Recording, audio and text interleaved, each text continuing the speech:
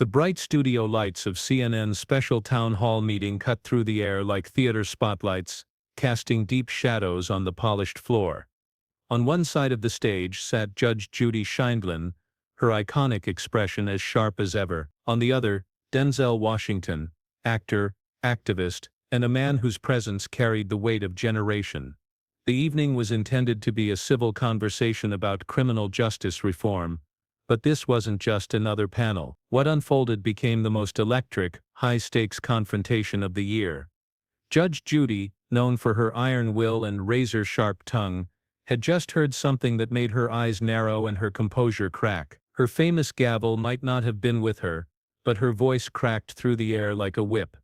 "You have no idea what you are talking about," she snapped, her finger stabbing through the space between them. 30 years on the bench and I have to sit here and listen to this performance?" The studio went dead silent.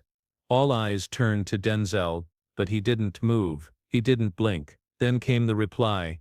Calm, cold, measured, like a man who has seen too much to be rattled by theatrics. And in less than a minute, Denzel Washington delivered a response so devastating, so exacting, it left the courtroom queen herself stunned in silence, and sent the internet into a frenzy. 3. Before we show you that moment, make sure you hit like and subscribe, because what's coming is more than a soundbite, it's a statement. The tension in the room was a living thing. It clung to the walls, hovered over the audience. Two icons, different worlds, different eras, different visions of justice, were seconds away from colliding. Judge Judy Scheindlin, at 81 years old, is more than a TV personality. She's a legal legend, for over 2 decades. Her courtroom ruled daytime television. 5. She became one of the highest-paid figures in broadcast history, earning as much as $47 million a year. 6.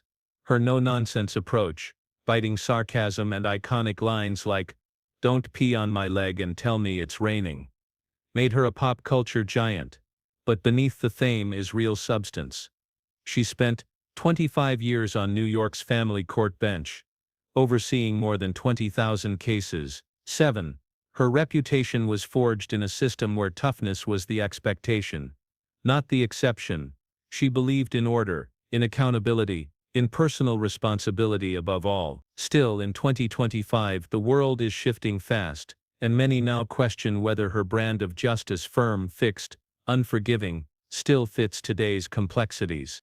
Across from her sat Denzel Washington, not here to promote a movie, not here for applause, but here because justice has always been more than a script to him. At 69, Denzel is Hollywood royalty. But beyond the accolades, the Oscars, the red carpets, lives a man who has spent decades mentoring young black men, speaking in prisons, funding scholarships, and lending his voice to causes that reach far beyond film. He's spoken about how mass incarceration has devastated families. He's walked through communities where justice is a luxury. He's sat across from young men who look like him, sound like him, but never got his chances. Tonight he wasn't acting, he was testifying.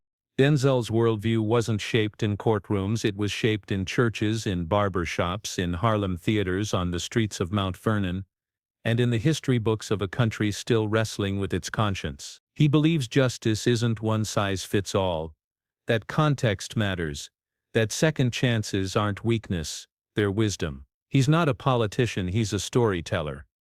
8. But the story he came to tell tonight wasn't fiction. This wasn't just a debate between two people, it was a referendum on American justice. Judge Judy stood for the old guard. Strict order, unbending rules, and an unwavering belief that fairness comes from firmness. Denzel represented the present and the future. Reform, grace, and the radical idea that justice can be strong and still be humane. The host, Anderson Cooper, introduced both guests with reverence. He laid out their accolades and their influence.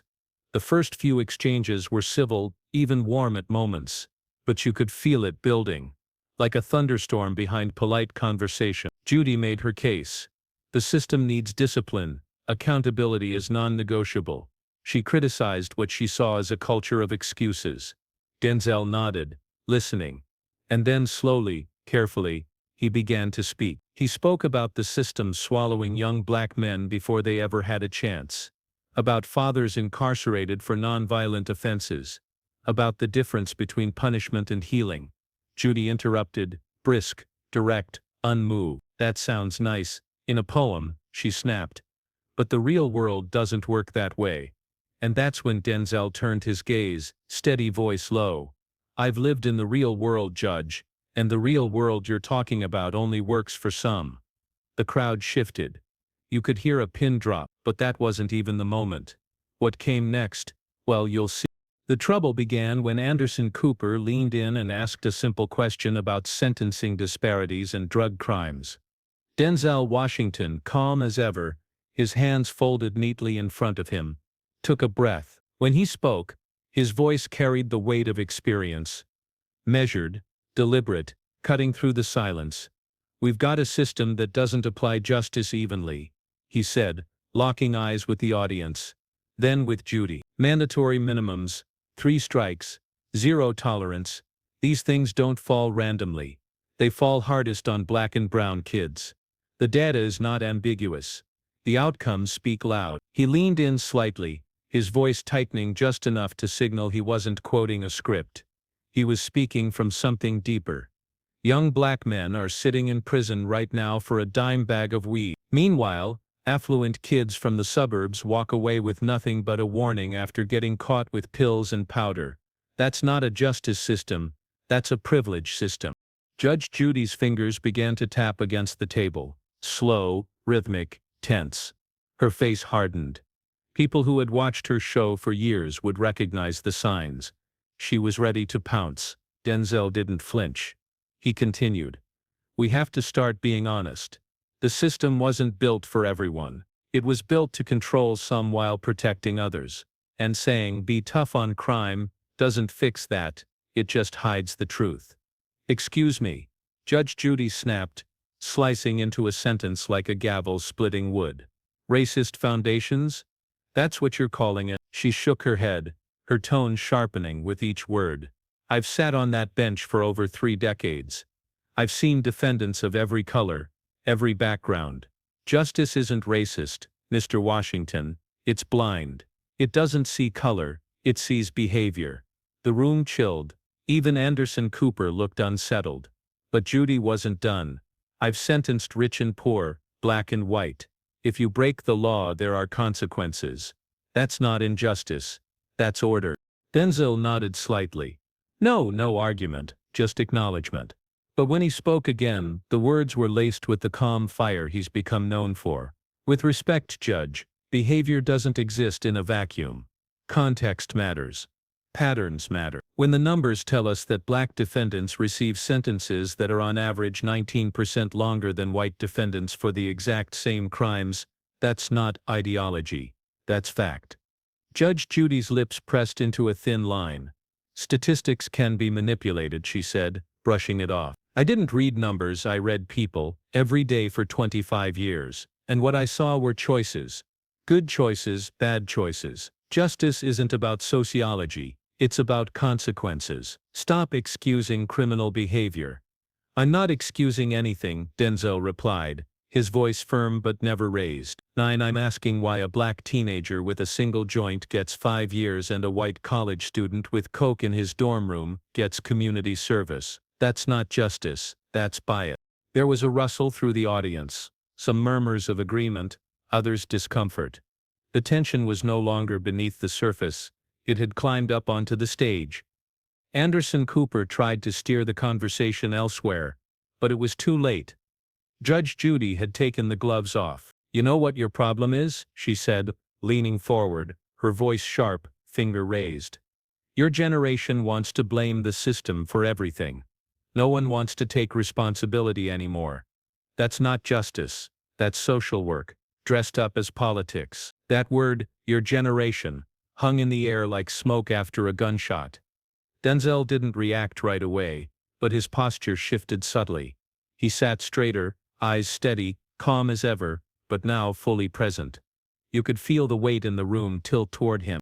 Judge Judy kept going, riding her momentum. You've spent a career in Hollywood, she said with a half smirk. giving speeches, playing heroes.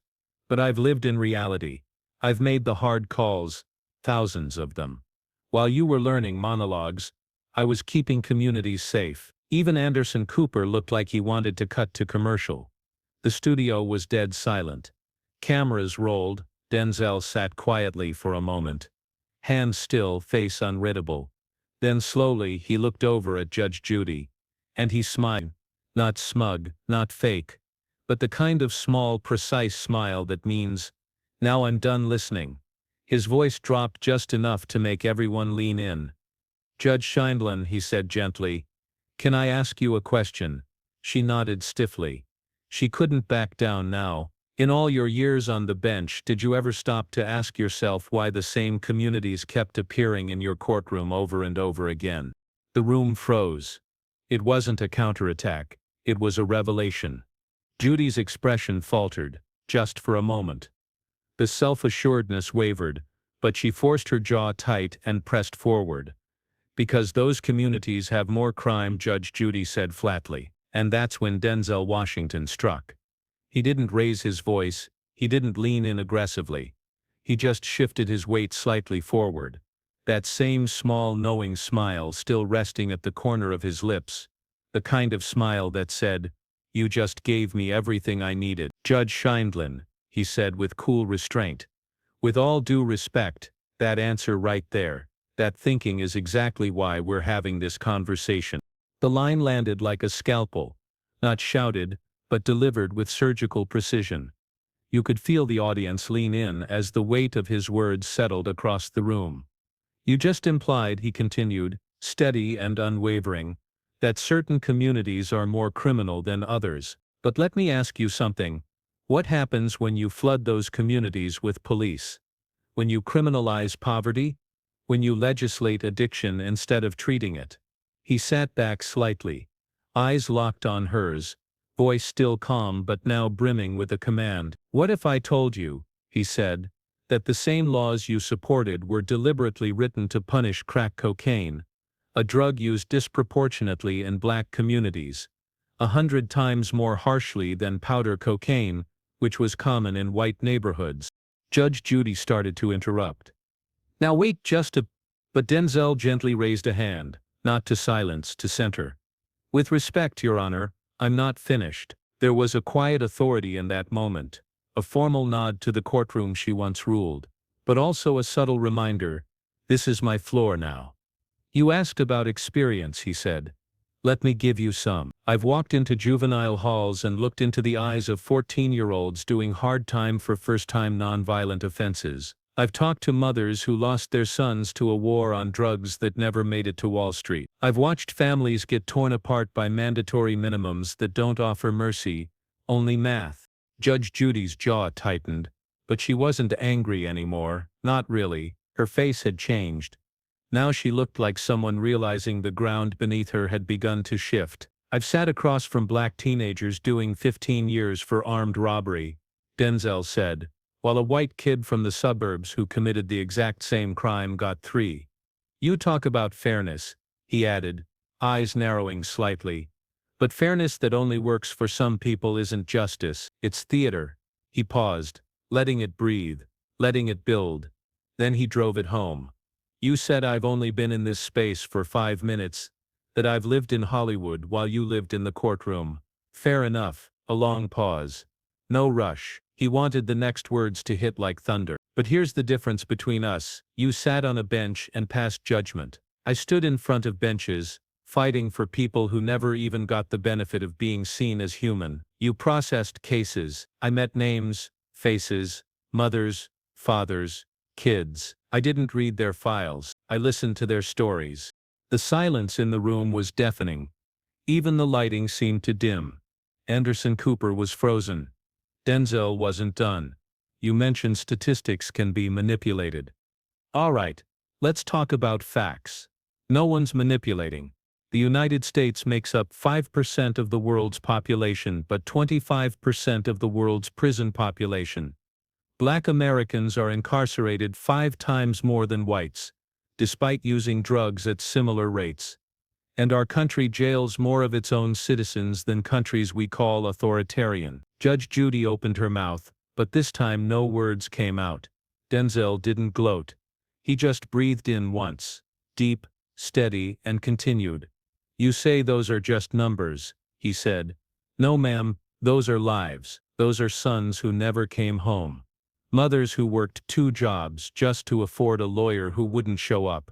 Families destroyed by sentencing laws that valued punishment over potential." The room was locked in. And then he leaned back just a bit. His face changed, something sharper now, less courtroom, more personal, more witness. "You want to talk about accountability?" he said quietly. "Let's talk about it." He didn't raise his voice.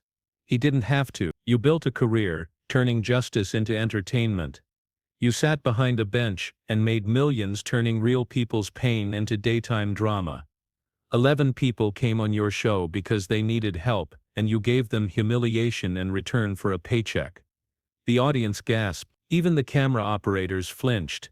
"And now," Denzel said, his voice almost a whisper, "you sit here and try to lecture me about responsibility." Judge Judy's face went pale.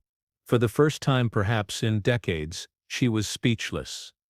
And Denzel saved his coldest line for last. He stood slowly, graceful, controlled, eyes locked on hers. "Your Honor," he said, the title now sharpened into irony, "you asked what my problem is. My problem isn't with accountability, it's with hypocrisy. My problem isn't with justice. It's with those who profited off injustice then showed up decades later to preach about character." He didn't storm off. He didn't raise his hands. He just stood there, a man with a voice, and a truth no one in that room could unhear. Denzel paused, and when he spoke again, his voice dropped to that same whisper-quiet tone he's known for, that low, commanding register that pulls you in without force. "You've built a career being tough," he said, his eyes steady, "but being tough on people who can't fight back. That's not strength." His next words landed with surgical coldness. "That's bullying. And I don't get intimidated by bullies no matter how famous they are." The entire studio froze. Judge Judy sat motionless, her mouth slightly open, the color drained from her face. A woman who had dominated courtrooms and TV screens for decades, disarmed completely, and Denzel, he hadn't raised his voice, hadn't shouted. 12. He had dismantled an icon with nothing but facts, truth and composure. Anderson Cooper, trying to salvage the moment, cleared his throat awkwardly. "We're going to take a quick commercial break." But the moment was already irreversible. The damage was done. Judge Judy, who built an empire on confrontation, had just been calmly, methodically taken apart on live television by a man who never once needed to lose his cool. As CNN cut to commercial, the final image before fade-out was burned into every viewer's mind. Judge Judy sitting smaller than she'd ever looked, staring into space, while Denzel Washington quietly gathered his notes, his expression somewhere between peace and precision, like a man who had just delivered the closing argument of a lifetime. And within seconds, the world reacted. Social media didn't just erupt, it exploded. The hashtag Denzel Destroys Judy trended worldwide before the segment even returned from commercial. Clips of the exchange flooded every platform: TikTok, Twitter, Instagram, YouTube. The most viral moment, Denzel's cold, razor-sharp line, "I don't get intimidated by bullies no matter how famous they are." 10 seconds, 50 million views in 24 hours. That clip became a meme, a rallying cry, a digital mic drop. Twitter user A Legal Facts posted, "Denzel Washington just gave a masterclass in how to dismantle someone without raising your voice." Judge Judy didn't lose that argument. She got professionally retired. Another viral tweet from A Law and Fire read, 15 years in the courtroom, I've never seen a takedown that clean." Denzel didn't argue. He performed open-heart surgery live. The memes were relentless. Side-by-side photos of Judy's confident pre-show smirk versus her stunned silence at the end. Captions, how it started, how it ended. GIFs of Denzel calmly speaking under the text, "When they come for you with opinions and you come back with truth." Edits with classical music dramatized the scene. One user called it Mozart meets justice. a TikTok compilation titled Denzel's Coldest Moments, set to a slow violin score, racked up 25 million views in a day. The political world responded like a lightning bolt had struck Washington. Progressive leaders were the first to move. Alexandria Ocasio-Cortez tweeted, "This is what clarity, composure and courage under fire looks like." Bernie Sanders posted, "Denzel Washington didn't just defend himself, he spoke for every community that's been dismissed for telling inconvenient truths. We need more voices like his in our national conversation." Even moderate Democrats weighed in. Senator Joe Manchin, not known for progressive praise, said, "While I don't agree with all of Denzel's positions, I respect the way he stood his ground with dignity and facts. That's real leadership." Conservatives scrambled to respond. Tucker Carlson from Fox News scoffed, "Judge Judy represents actual experience. Denzel is an actor with talking points." But the clip's momentum overwhelmed the spin.